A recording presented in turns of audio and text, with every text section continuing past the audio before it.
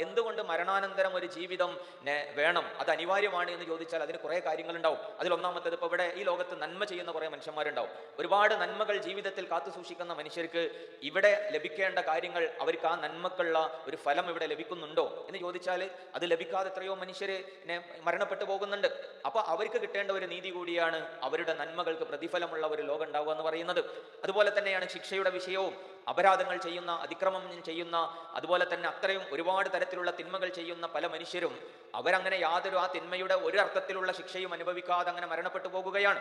അങ്ങനെ മരണപ്പെട്ടു പോകുന്നതിൽ എന്ത് നീതിയാണുള്ളത്? കുറെ മനുഷ്യർ കഷ്ടപ്പാടുകളുമായി മാത്രം ജീവിച്ച് മരണപ്പെടുന്നു. ചിലരെ എല്ലാവിധത്തിലുള്ള അതിക്രമങ്ങളും ചെയ്ത് അവരും അങ്ങനെ മരണപ്പെട്ടു പോകുന്നു. അങ്ങനെ എല്ലാവരും ഒരുപോലെ മരണപ്പെടുകയാണെങ്കിൽ അതെന്തുമാത്രം അനീതിയായിരിക്കും. അതുകൊണ്ട് തെറ്റുകൾ ചെയ്യുന്ന, തിന്മകൾ ചെയ്യുന്ന ആളുകൾ അവർ ശിക്ഷിക്കപ്പെടുന്ന ഒരു ലോകം ഉണ്ടാവണം. നന്മകൾക്ക് അർഹമായ അംഗീകാരങ്ങൾ ലഭിക്കുന്ന ഒരു ലോകം ഉണ്ടാകണം എന്നത് തന്നെയാണ് മനുഷ്യന്റെ നീതി താല്പര്യപ്പെടുന്നത്. അത് ഈ ലോകത്ത് യാഥാർത്ഥ്യമാകാൻ തരമില്ല. അതിനപ്പുറം, ഈ ലോകത്തിനപ്പുറമുള്ള ഒരു ലോകത്തിന്റെ അനിവാര്യതയാണ് സൂചിപ്പിക്കുന്നത്. മാത്രമല്ല, മനുഷ്യനെ കുറിച്ച് തന്നെ ആലോചിച്ച് നോക്കുക. മനുഷ്യനെ കുറിച്ച് ഇസ്ലാം പറയുന്നത് ദൈവം സൃഷ്ടിച്ചിട്ടുള്ള എല്ലാ ജീവജാലങ്ങളിലും ഏറ്റവും ഉത്തമനായ സൃഷ്ടി മനുഷ്യനാണെന്നാണ്. അത് നമുക്ക് തന്നെ മനസ്സിലാക്കാൻ കഴിയില്ല. മറ്റു ജീവജാലങ്ങളെ അപേക്ഷിച്ച് മനുഷ്യന് ഒരുപാട് പ്രത്യേകതകളുണ്ട്. അത് അവന്റെ ഘടനയിലും അവന്റെ സൗന്ദര്യത്തിലും അതിന്റെ ശാരീരികമായ പ്രത്യേകതയിലും മാത്രമല്ല, അവന്റെ ബുദ്ധി വൈഭവത്തിലും അവന്റെ മനസ്സാക്ഷിയിലും അവന്റെ വ്യക്തിത്വത്തിലും ഒക്കെ അതുണ്ട്. മറ്റു മൃഗങ്ങളെയും ജീവികളെയും അപേക്ഷിച്ച് മനുഷ്യന് ഒരുപാട് പ്രാധാന്യങ്ങളുണ്ട്. ഇങ്ങനെ എന്തിനാ മനുഷ്യന് പ്രാധാന്യം നൽകപ്പെട്ടത്?